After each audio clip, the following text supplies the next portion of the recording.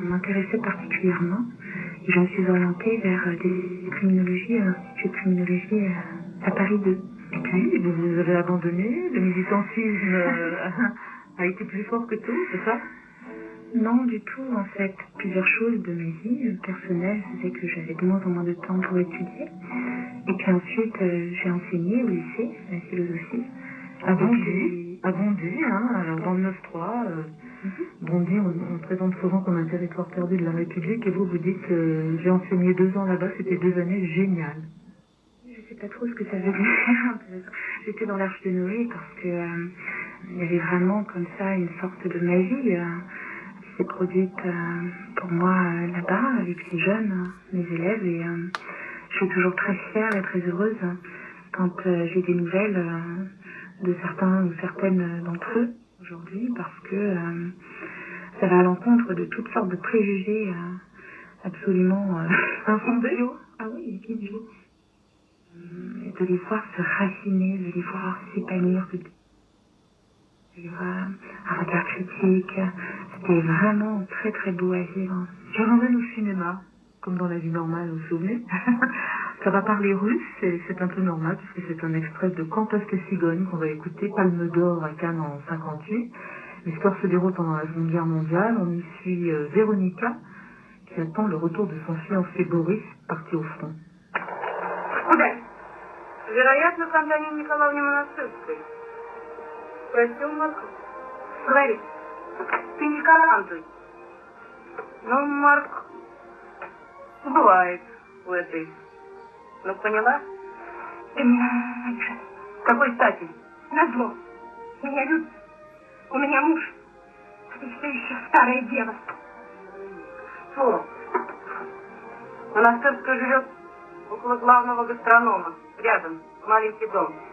Можешь проверить. Не успокойтесь, успокойтесь. Надо что-то делать. Надо что-то делать. Сейчас Марк Александрович, вы объяснитесь, но необходимо же подождать. Ждать. Опять ждать. Я и так все время чего-то жду. Хватит.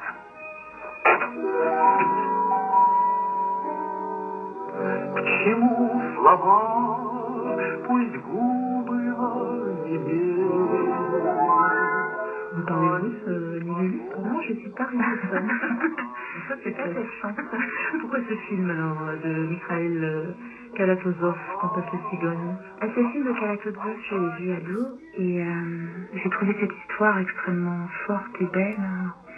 Il y a cette idée de cette jeune femme qui aime donc un homme, et ce jeune homme a décidé de s'engager, et qui va finalement, on ne sait vraiment si c'est par contrainte morale, par dépit, par peur de la solitude, aller avec un autre. Et la manière dont je trouve cette tragédie, je la trouve très belle parce que c'est sans pathos. Alors, cette façon d'entendre le russe, c'est aussi une façon de nous aventurer un peu sur le terrain de la langue. Quel lien vous entretenez, vous, avec le roumain dans votre écriture? Alors, le roumain, c'est ma langue maternelle, à laquelle est venu se supplanter le français pour la remplacer. Donc, c'est très étrange parce que c'est comme une langue fondatrice et en même temps perdue. Et j'ai pas du tout été instruite en roumain. J'ai pas été scolarisée en roumain. J'ai des difficultés à m'exprimer ou à écrire correctement comparé à mes amis qui, eux, ont été mis à l'école en Roumanie. Parce que le français est venu remplacer cette langue maternelle. Grand remplacement. Mais en tout cas, sans jamais pouvoir complètement en noter le fond. Et donc, il y a une musicalité particulière, et puis des termes ou des expressions particulières qui me viennent tout naturellement, quand bien même, finalement, le français c'est substitué, mais jamais totalement. Donc, c'est toujours tenté, comme ça, de... Et cette survie, on l'entend, par exemple, dans votre roman, page 33. Asta cafea, domnule Florescu. Da, vă rog frumos, domnișoara. C'est simplement la mère de Nelly qui propose un café à un homme qu'elle reçoit. Et puis voilà, assise entre eux, je mangeais le plus lentement possible une tranche du salame de biscuits qu'ils nous offraient. J'écoutais leurs répétitions infinies, leurs scélérettes de querelles courtoises, au sujet de la mélancolie. Donc survie du roumain et le swahili. Le swahili est une langue que j'ai entendue beaucoup enfant, puisque mon père vient de l'Est du Congo, de la RDC, et donc c'est une famille swahilophone d'abord. Mais c'est à distance. Ah, c'est une distance qui est en même temps très...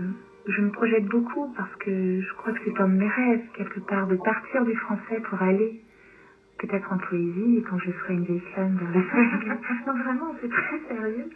Un de mes rêves, c'est de pouvoir écrire un recueil de poésie dans cette langue magnifique. Est-ce que le Congo, où je crois que vous n'êtes encore jamais allé, Annie Lulu, est-ce que vous diriez que c'est une sorte de fantasme littéraire pour vous, une zone qui vous permet d'écrire? Alors, c'est pas un fantasme, parce que j'ai grandi comme une Congolaise de l'étranger, c'est-à-dire une Congolaise hors du Congo, avec une famille congolaise, un papa congolais au quotidien. Donc, c'est ma culture maternelle. Et est-ce que c'est une zone littéraire? Je ne sais pas. En tout cas, ce qui est certain, c'est que il y a dans la culture littéraire congolaise des pères spirituels, des pères fondateurs qui m'ont guidée, nourrie, qui m'ont permis de forger un imaginaire polymorphe. Je pense à Sonia Laboutancy, je pense à Chikaya Utamsi. Dans le roman, votre héroïne réfléchit et s'approprie la question de la colonisation, une maladie très grave, dit-elle. Alors, on regarde les séquelles, qui vont de la mauvaise gouvernance jusqu'à la criminalité. Est-ce que la philosophie, puisque ça a été votre première vie, au sens large, vous aide à penser ces questions? Je fais tout le temps, maintenant en tout cas, distinction entre une réflexion menée sur ce terrain de la philo où j'ai étudié et le champ qui se dégage du travail littéraire. Pour moi, il y a deux chemins. Ça ne signifie pas qu'ils ne peuvent pas se rejoindre, bien entendu qu'ils peuvent se rejoindre, mais ce sont deux démarches différentes, probablement que l'une par l'autre et réciproquement, surtout la poésie.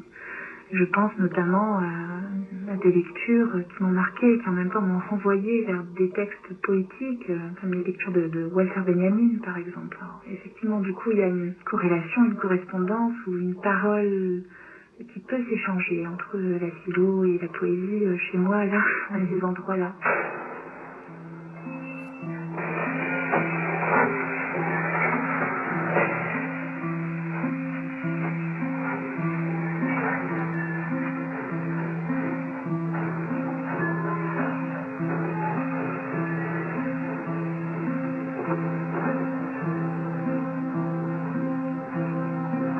Demande d'où êtes-vous? Que répondez-vous?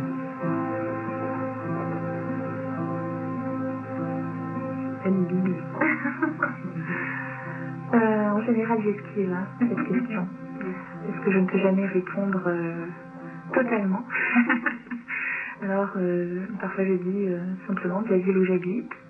Et puis à d'autres moments, je dis mais ça ne vous regarde pas. Ou alors, mais depuis 45, on ne pose plus ces questions en France.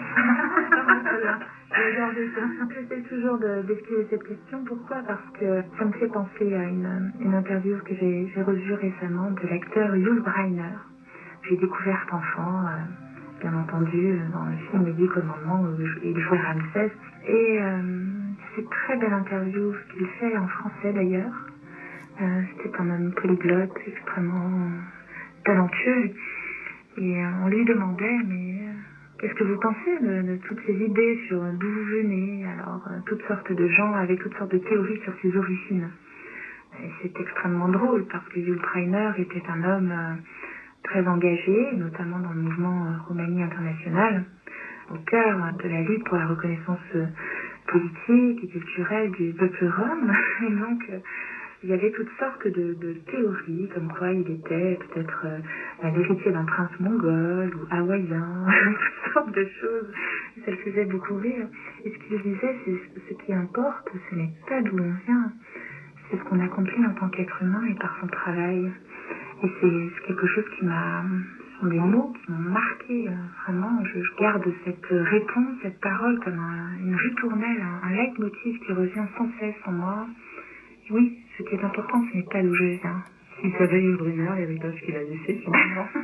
Vous qui aimez les mots, je me demande si vous vous êtes converti au vocabulaire décolonial. Vous savez, on parle de blanchité, de racisme.